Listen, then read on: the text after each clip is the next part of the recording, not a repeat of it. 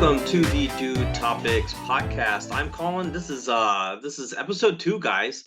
I don't know if I want to keep doing like the things I was doing because I'm getting rid of rid of the seasons basically aspect of this. But episode 2 of the Dude Topics podcast. So super excited. Still rolling with things here. But again, I asked last week how we're liking the new format. um any new, like, as far as like the new topics, multiple topics in a single podcast, which I'm having more fun with, like, instead of like limiting myself to one and kind of boxing myself in. So this to me is nice. Keeps me fresh, talking about multiple different things like that. So but again, like, it lets me talk about life and other things going on that I'm interested in, which is going to be more entertaining for everyone if I'm interested in everything. But speaking of which, always looking for sponsors. Hey, if you want a shout out, just reach out to me, hook your boy up with some swag or whatever. And I'm more than happy to talk about it every single episode. It doesn't matter to me. I am happy to be a sellout. I am not looking for $100 million deal like the Kelces, which we're going to talk about later. Some swag, something like that, some hookups, whatever. Totally cool with it. Happy to be a sellout and pitch you out there. Anywho, so I don't know if this is like my dude topic of the day. It's a week or two old now at this point. But I want to talk. I want to get off my chest because I didn't get a chance to watch it before the last episode. I've now watched it. Let's talk about topic number one. Dude, topic number one is Connor effing Stallions, man. Like, look, the documentary in itself was just a massive disappointment, in really more ways than one. It really didn't share like anything that I don't think anybody didn't already know. Um, I mean, I think everybody realized, like, clearly he's a very intelligent person.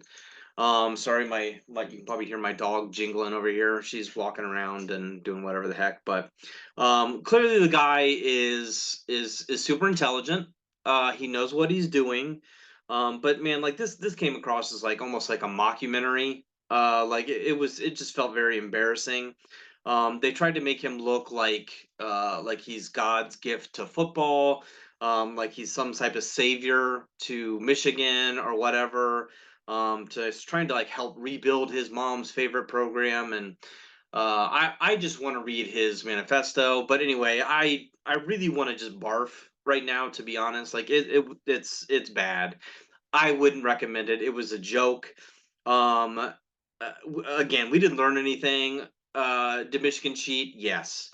Do I think anything will really come out of this, and will Michigan get punished? No, not really. The NCAA just really can't do crap about things anymore. Now, if they were smart, they would come down, I think, pretty hard on Michigan. I think they've tried. Michigan definitely has a past and a history of repeated offenses like this over the last couple years. So again, this is a good opportunity for the NCAA to say we're not messing around anymore. Like, this is an embarrassment. Michigan, you've done multiple things here recently to try to get ahead. um, so yeah, again, they should come down hard to kind of almost just like prove they're relevant. I think it would be best for them, but I think it's going to come down to like show clauses for Harbaugh, a couple other coaches, Stallions himself, things like that. um, Maybe a small like scholarship punishment, fine, something like that. But I really don't think anything else. They should theoretically, I think, erase the last couple of years leading up to 23. They won't erase the national championship. Um, they can. I don't know what they could do even about, like, Big Ten titles or something like that. I don't think they could do anything unless the Big Ten wants to come down after the fact. But again, that's all very doubtful. I think they should, but they won't. All right, so dude, topic number two, Ohio State and Akron. Again, my prediction last week, Ohio State would win 42-10. I was pretty accurate there. So I literally just sat down and just kind of jotted down some notes. So bear with me. I'm gonna kind of read through this stuff and talk briefly about it, but I kind of broke down quarter by quarter a little bit. First quarter, first offensive possession was not great. Clearly, Jeremiah Smith or JJ Smith had some nerves with that drop and then a penalty. But the defense comes back right off at the bat with that late hit on the Akron quarterback Finley, which unfortunately takes him out for a while. And I'm going to talk about that later on, like the Akron quarterback situation. But and then they had like the bad snap that went over their backup quarterback's head, and then followed up with like the JTT sack that was massive. Gave up 3 points with a long field goal, but it just kind of seems like a little nervy with the late hit on the quarterback, things like that from Igbinosun. Second offensive possession, Judkins, while he didn't look great, but neither Henderson nor Judkins got a lot of carries. Judkins, you could tell what is somebody who was just not going to go down with that first hit. Like he was battling for extra yardage. Offensive line overall didn't look great. They looked better than they did last year and the year before, but still not great. But man, Judkins actually looks really strong. Will Howard actually looks like a great passer. Even had some bobbles and drops by receivers. I think you take some of those things away from just first game jitters. Howard's going to look great, but passes right on the receivers. He had it wasn't even a bad pass. It was kind of that backwards lateral. That was a dumb decision, but otherwise, like his passing actually looked pretty good. Um, let's see. He did have several good scrambles, decent speed, which we didn't have last year. Obviously, if Devin Brown was playing more last year and wasn't always hurt, we would have maybe had that a little bit more. But Kyle McCord was just not that for us. Um, let's see, the tush push. I like that, picking up the first down. That was something I was curious about, is what is Ohio State going to do on like those 4th and 1 situations? Are we going to go for it? Are we going to punt? Are we going to try long field goals? What are we doing? And we went for them. So I liked the tush push. That was great. Will Howard, massive person. Is like 6'4", 6'5", big kid, and with the speed. So I think we're going to see those 4th and 1s a lot with just quarterback sneaks, tush pushes, things like that. The out routes that Howard was running, just kind of bootlegs to just out routes, 8, 15 yards down the line. Those are impossible to defend. And Howard was hitting them every single time. The callback touchdown for Mecca, it was like, is it a touchdown? Is it a not? Mecca Buka, to me, in my eyes, that was a touchdown. Again, I would have no problem if they were to come out and say like, oh, there's just not enough evidence that he had his elbow down or whatever. The bobble, though, I never saw. I didn't see that until he was all the way down. To me, he had the elbow down. It looked like a touchdown. It doesn't matter. Two plays later, uh, we're in the end zone to Smith, so it's no big deal. But it sucks that Emeka Ibuka got that one pulled away. So Akron tries this kind of multi-quarterback system for trickery. They definitely got some yards until like CJ Hicks gets in there for that sack, and then I think that screwed him up at that point. Second quarter, the old offensive line started looking a little better. Howard still was making really good decisions.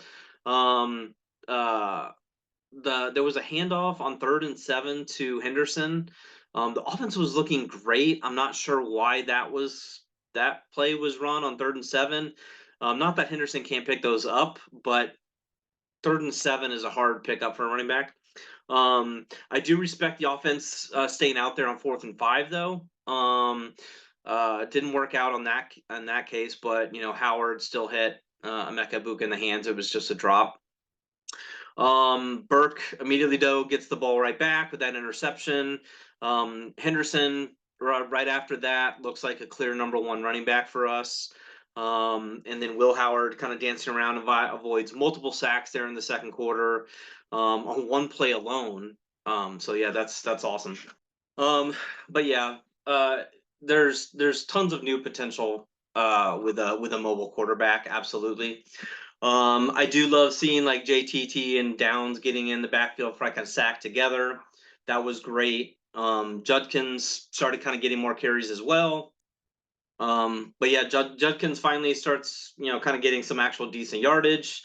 And again, not in the second quarter, not going down first hit. So it's taking multiple contacts for him to go down. Offensive line still playing strong, picking up blitzes, giving time for Howard to hit Tate deep on one play later, and then Howard scrambles for like 19, 20 yards, something like that. To me, I think the commentator said it, but this was like the original description I heard of Will Howard.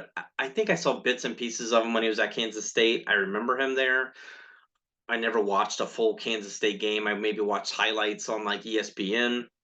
But everything I heard from the day after the signing was like he's like Josh Allen, and I did hear them say that during the commentating. But he's a gunslinger. He can run. He's not afraid to throw the pass. So he's okay taking chances. At some point, he's going to throw interceptions. He seems to be pretty accurate.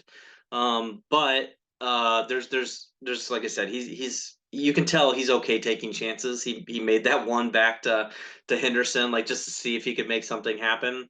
I respect it. I think we have a smart enough and talented enough team. Like those little mistakes are okay. But and then I think like right after one or two plays after that big scramble, then he hits Smith again for another touchdown. So Howard right now, in my eyes, looks like a great quarterback. Is he going to win the Heisman? Probably not. But if he ends up like taking Ohio State where they can be and get them uh into the playoffs, undefeated season, or maybe like a one-loss season, he definitely could be in the mix. He could definitely be going to New York. He's got enough weapons around him, and he's athletic enough to make those big plays. I mean, it's the same as like, is Josh Allen going to win an MVP? Maybe. Same type of thing.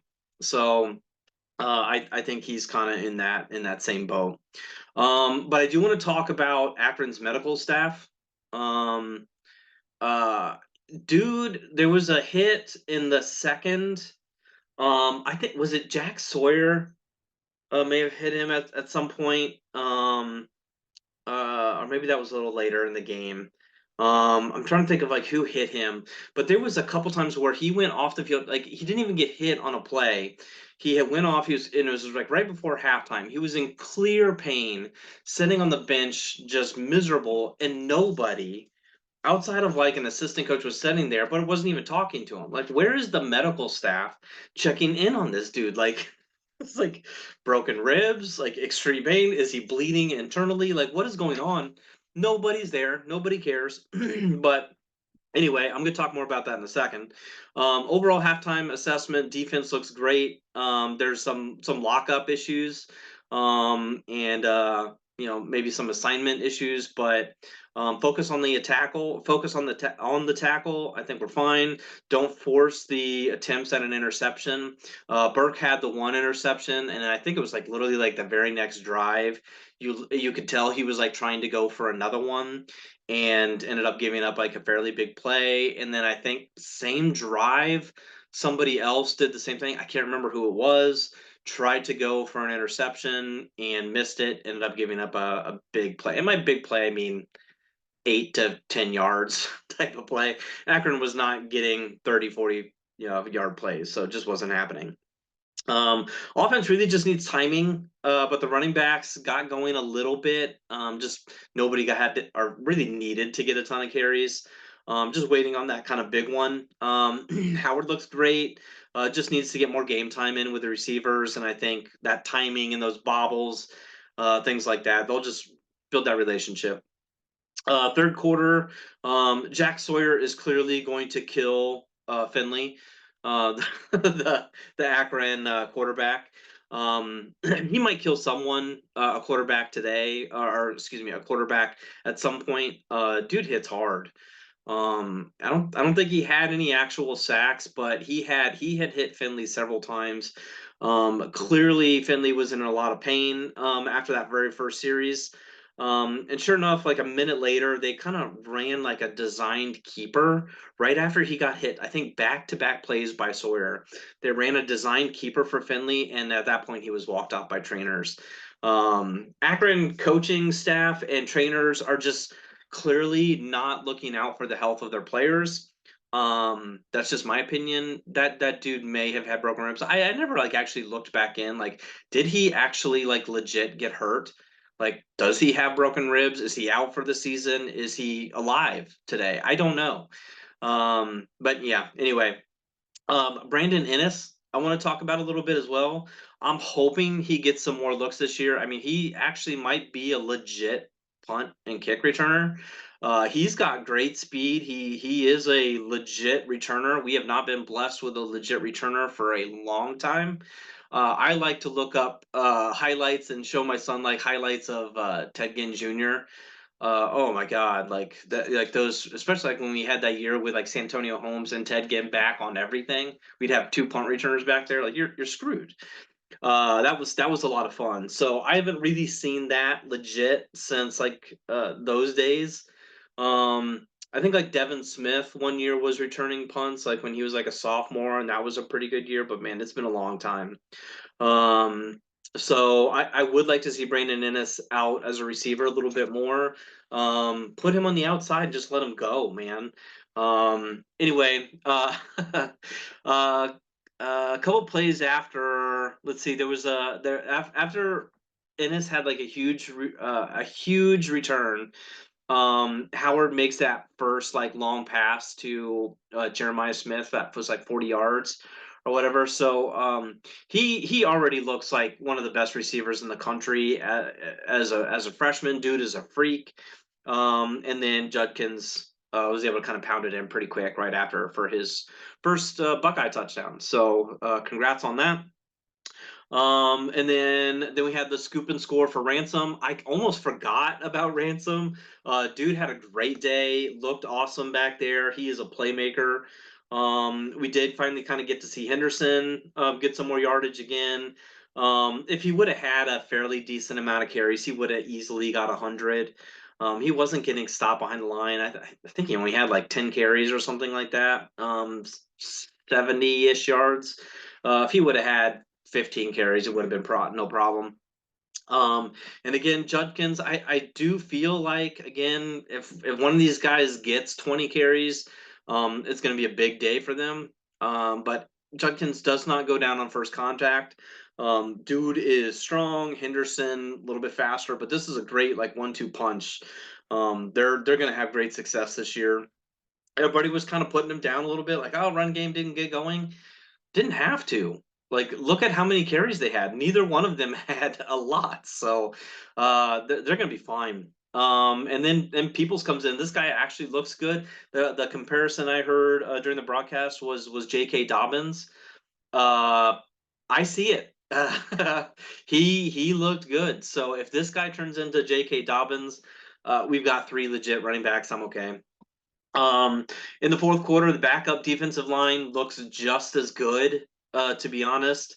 When we lose a couple guys this year, we've got the depth. It's not going to hurt much. Carnell Tate, I think, kind of like the forgotten receiver, did get that 34 yards and kind of elite yards after catch. It was like that short curl route, like a 10-yard curl route, turns it into 34 yards. So didn't even get touched. Did not even get touched. So looked really good. And yeah, 45-6. Akron's points are a 48 and 49-yard field goal. Peoples, again, third string back, looks great in the fourth quarter. Devin Brown was kind of given some opportunities also to get in there and actually throw the ball, which is good. Didn't look great, but we did let him kind of air out some to see if we could get something else there and not just kind of run the clock out. So I love that. Um, Defense gets back in there again. Backups are in there. Hands up, causing that tipped pick six for Gabe Powers. That was great. Final score 52-6. Pretty close to my original prediction, 42-10. So got a couple extra points in there. So looked really good. So that was a long topic. I know, big play-by-play. I probably won't do that in the future, but just wanted to try something there. I'll probably keep those a lot shorter going forward. That was a lot. So do topic number 3, Ohio State and Western Michigan. It'll be tomorrow. I'm recording this Thursday evening, so but this will be tomorrow. Western Michigan lost last week 28-14 to Wisconsin. I expect a much more like spread score for them when they come into Ohio Stadium. It's not. I don't think it's gonna be close. I didn't watch this game, but looking at their stats from that Wisconsin game, they just don't look very good. Nothing really to talk about from them other than like my prediction. I'm gonna say Ohio State 45, Western Michigan 7. Honestly, I think they won't even give up that score until late in the fourth quarter. Kind of garbage time touchdown. First game jitters out of the way. Now it's just dominate and starters don't play much in the second half. So dude topic number 4. I think this is my dude topic of the day because this is nuts. I have one that probably should be the dude topic of the day that I'll wrap up with, but yeah, it's just more unfortunate. So I'd rather not be like the highlight. So the Kelce Brothers. So do topic number 4, Kelce Brothers get $100 million deal for a 3-year deal on their podcast. Insane. I have the article kind of up here in front of me. I don't want to necessarily read it, but I'm going to hit some of the highlights here. Announced, last week on Tuesday, exclusive ad sales and distribution rights to Wondery. But their podcast, New Heights, Travis Kelce and Jason Kelce, New Heights with their podcast, signing a deal with Amazon's Wondery, reportedly worth more than $100 million over 3 years. Not a bad flipping deal for a podcast, right? We couldn't be more excited, in quotes, we couldn't be more excited to team up with Wondery for the next phase of New Heights, Travis and Jason Kelce said in a statement. We love this show and the fan base that has grown with us over the last 2 seasons. Wondery understands the shared vision and will offer a wealth of experience and resources to take us to new heights. We are going to create some groundbreaking moments together through this partnership. We are thrilled to start season 3. See you soon. Great for them. It's a pretty fun podcast. They've talked about a lot of goofy stuff. I respect it. I love it. It's a little like the clips that come out of it are great. Good for them. $100 million. I mean, it's amazing.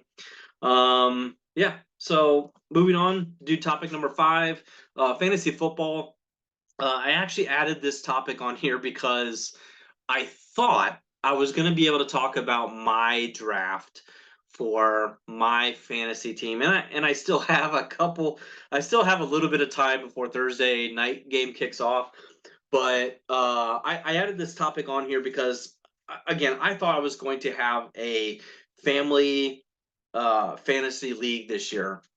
My brother-in-law kind of backed out last minute from kind of being the commissioner and setting up the draft. We had 10 family members ready to rock and roll, and I think he just got frustrated because somebody may have we may have had like 11 because somebody else wanted to play. Like, oh, can this person play? It's like, yes, that's fine. Like, my wife and I were going to merge, so we still have 10 people. No big deal. I was just going to have my wife help run my team with me. And so we had 10. Again, that's what we wanted, was 10 people.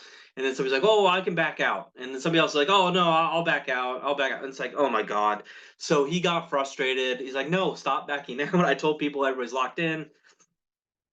He got pissed off. No fantasy league. It was family drama around fantasy football. So everybody's trying to back out last second, just trying to make numbers work, and they didn't need to. He got frustrated, pissed off about it. So thus goes my chances at that. Anyway, I probably would have volunteered for it. I actually was planning on it, but He had mentioned something a couple months back, and I'm like, yes, great, that'd be fine. I'd love to not do it. I run our March Madness family bracket. There's no problems with that. And everything's online. It's not none of it's overly complex anymore. I know like originally like uh having to do everything by hand, even like March Madness, some people still like to fill out the paper brackets. I enjoy it myself. My family still does it, but then I put everything online so I don't have to do the scoring anymore. But I used to do that all by hand, and originally fantasy football was all still done by hand. So yikes on that. Anyway, kind of semi-related. NFL is back. I'm recording this right before that Thursday night game. I might just get on and play with some randoms just to have a league, but um, Ravens and Chiefs tonight. Hopefully, it's a good one. By the time you're watching this, the game is over. Hopefully, it was a good game. All right, do topic number 6. I got I think 2 more topics here, and then we'll wrap up. Do topic number 6 is the ALGS Apex Legends Global Series. I kind of told myself I was going to limit myself to the Apex Legends talk on the podcast. It very much will be because I'm definitely not playing it as much anymore. But this past weekend was the Apex Legends Global Series Split 2 playoffs that wrapped up for Labor Day weekend. There were some amazing games all the way through, beginning to end. Shout out to Space Station Gaming on the victory. Very much like a come from behind victory. They were not. I think they had like 2 points through like games 4 or 5 or something in the finals. So they were not in the mix halfway through the finals. And I think by the time we got to game 10, I think there were like 11 teams on match point. So basically, it was over at that point. If one of those 11 teams win, it's over. So really it became down to like anyone's game at that point. When there's that many teams on match point, it only takes one of them to win and it's over. But as you can see behind me, if you're watching on YouTube, I had this TSM banner for several years up there. I started supporting TSM back in 2020. I wasn't a huge fan of like Mac during like when at the start during like the Poland land, things like that. I wasn't a huge fan of Mac, but basically ever since like Snipe joined back in 2020, I really started supporting them. I was a fan of Snipe Down, uh, but I also really respected Evan and Jordan. And always respected Jordan. I think a very underrated player, might be the most underrated player in Apex. But Evan comes in, and that's Verholsen reps for anybody. But I've always respected those guys just for having to deal with Hal all the time. And when Hal left earlier this year, I kind of debated for like 5-10 seconds on like where my loyalties lie. Like, was I there for Hal or was I there for TSM? And I can't respect the Dark Zero squad, and therefore I could not find myself rooting for a new super team in Team Falcons with Hal joining those guys. So and backed by all like the Saudi oil money. No, I just can't do it. So I was locked in for TSM. I know scrimmages did not go great the last couple months post Hal. They'd have some moments, but Van just not consistent at all. But I loved actually kind of rooting for them because they turned from like the favorite all the time to major underdog that everybody was writing off. I mean, Sweet even said like TSM should just disband. Although ironically, like that same set of matches, TSM outscored them by a lot. So again, they've heard it all. Basically, like they're washed. It's over.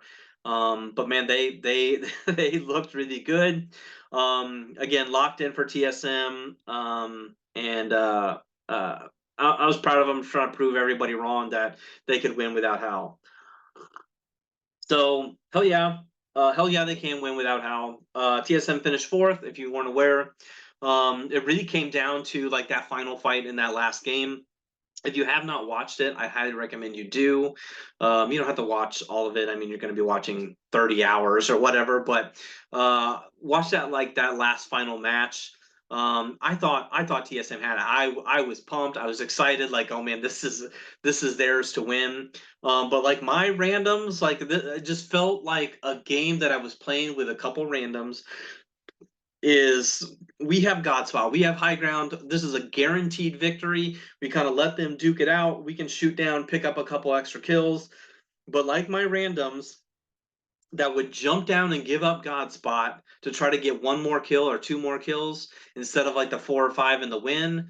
E36 jumped off of the tower in Skyhook, and they were able to eliminate TSM, but they threw both matches. They threw both games.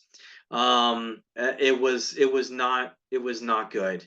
Um, I don't know why they do it. And honestly, they were literally the only team. E36 was literally the only team that could win that game that would send it on. So if they were smart, they would have realized like, hey, we need to win this. If we jump down and throw this game, it's over. We're done. And these matches are over. The only chance for us to move on, get more points, is to sit here, wait this out, and try to get the victory. They didn't. They threw it. They not only cost themselves, but they cost TSM the victory. It was so frustrating. But yeah, again, they were literally the only team in this final four, that could have sent it to the next game. So yeah, frustrating. But sometimes like those things happen. It does suck for kind of TSM because that was a very winnable game from them. They didn't have the greatest spot, but the ring was definitely pulling towards them for like the final, as their final ring was closing. So they could have waited, had everybody kind of battle it out, and had a chance to kind of third party, with a little bit more health. But anyway, that them winning would have been like one of the most like improbable stories ever, in like esports. So it would have been amazing. But that leads me to Falcons, aka the super team, who finished in last place in the finals. Man, 20th place. Bad, just bad. They literally could not do anything. They had a decent round or two, kind of in the bracket stages.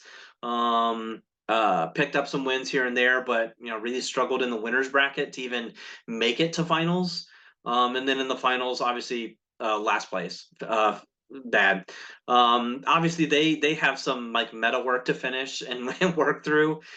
They just could not get anything figured out. It looked like they changed who they were going to play, and they just, I don't know. They didn't use Hal to his potential. They didn't use anybody to their potential. Anyway, it is bad. But back to TSM. Shout out to Zap, for TSM, who most people just couldn't get behind. I mean, those are massive shoes to fill. I mean, you're literally trying to fill CEO's shoes, so that's tough. And But he, bounced around a little bit on who was even going to be the IGL for that team between Evan or Zap. But Zap did a great job. He was able to set up the squad for success. Very consistent placing and kills like every match. Couple early game exits, but everybody's got that. But there was a lot of like 8th to 2nd place finishes for the squad. A few games with like double-digit kills locked in. They were also very, very late to like that crypto meta as well. Like they had literally maybe practiced crypto for a week. So they were late to that. But honestly, like a little bit more practice with that. And we'll see in January, at champs on how they look. Um, but yeah, give them a little bit more time. And it's so interesting listening to like their comms and like scrims versus ALGS. Like it's night and day. Like I understand like adrenaline is pumping through the system, and the excitement of being at the land and in front of a crowd, and so everything's pumping at that point. But they shout out to Reps, man. Like that guy is just the most consistent, just teammate, of all time. Like that dude is so underrated. Anyway, speaking of champs, shout out to Japan. Champs is going to Japan, so very deserving and exciting for Asia in general. Now, while I would like selfishly love for it to be in the United States, especially somewhere drivable, that would be great. But Japan makes sense. All right, so final topic. This is due topic number 7. This is just for Johnny Hockey. Rest in peace, my guy. Johnny Gaudreau and his brother Matthew were killed on Thursday, August 29th in the evening while riding bikes. Both struck by a driver in New Jersey on just like this evening bike ride. At the time, the driver was immediately suspected of being intoxicated, which I think is now proven. The brothers, both from New Jersey, were there in town for their sister's wedding, which was scheduled for the next day, Friday the 30th. I don't even know if that wedding happened. I doubt it. Both Johnny and Matthew were scheduled to be groomsmen for that. But again, I don't have any other words for this. It's horrible. As a Blue Jackets fan, like we've just had some very unfortunate deaths the last few years and just like freak accidents. I do feel so bad for the Gaudreau family, the Blue Jackets family, the Calgary Flames family, just everyone involved. It's horrible. So again, if you're out there drinking and driving, there's so many options out there for people now. Uber, Lyft, taxis, call a friend. Don't drink and drive. That's it. All right. That is it for me today. Let me know, again, what you kind of think about this new direction with the podcast. Any content you'd like for me to see, topics you want me to cover, etc. Until next time, later.